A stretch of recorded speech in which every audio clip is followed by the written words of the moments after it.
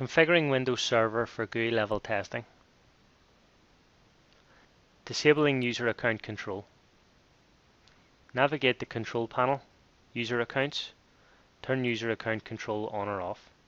Move the slider to the bottom where it says Never Notify and click OK. Disabling interactive logon. If interactive logon is enabled, then Silk Performer has no way to broker the connection to the session. Click on Start, Admin Tools, Local Security Policy. Click on Local Policy, Security Options. Ensure the message text and message title is set to blank or not defined. Installing the Terminal Services Remote App Manager. Click on Manage, Add Role, choose Remote Desktop Services. Select Remote Desktop Session Host and Remote Desktop Licensing and click Next. Choose Do Not Require Network Level Authentication and click Next. Choose to configure licensing later and click Next. Now click Install. Once the installation is complete, you will be prompted to restart the machine. Now that the restart is complete, you can see that the Remote Desktop Services role has now been added to the server and the required services are now installed. Enabling Remote Desktop within Windows. Click on Start, right-click on Computer, choose Properties and then Remote Settings. Ensure Allow connections from computers running any version of Remote Desktop is selected. Allow RDP users to launch applications remotely.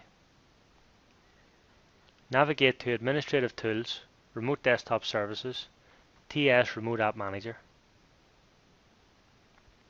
Click Change next to RD Session Host Server Settings. In the Access to Unlisted Programs group box, check the checkbox Allow users to start both listed and unlisted programs on initial connection and click OK. Allow RDP users to run multiple sessions. Navigate to Administrative Tools, Remote Desktop Services, Remote Desktop Services Host Configuration. Double-click Restrict each user to a single session. The Properties dialog box should display. Uncheck the checkbox Restrict each user to a single session and click OK. Configuring Remote Desktop Settings. Navigate to Start, Admin Tools, Remote Desktop Services, Remote Desktop Host Configuration.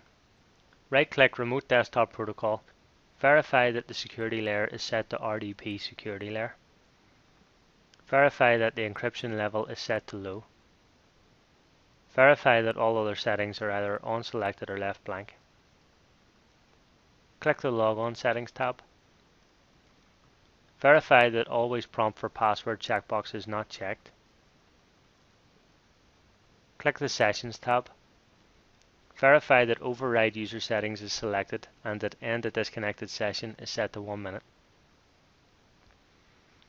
Verify that all other settings are either unselected or left blank. Click the Environment tab. Verify that Run Initial Program specified by User Profile and Remote Desktop Connection or Client is selected. Click the Remote Control tab.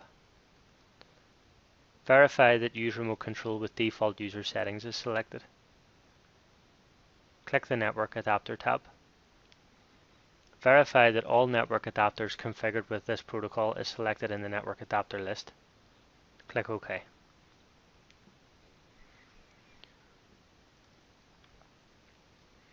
Connecting to a license server. Click Start, Admin Tools, Remote Desktop Services, Remote Desktop Licensing Manager. By default, the local host will be listed. Go to Actions, Connect, enter the hostname of the license server.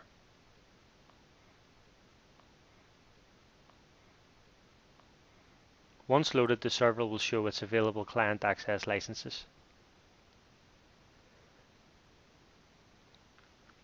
When initial configuration is complete, you can test that the license server is providing CALs by opening up several sessions to the machine at one time. Click on Start, Admin Tools, Remote Desktop Services, Remote Desktop Services Manager. Click on the Sessions tab. I am currently logged on to the console session. Now open up several remote desktop sessions from another machine and you should see the active sessions appearing in the list.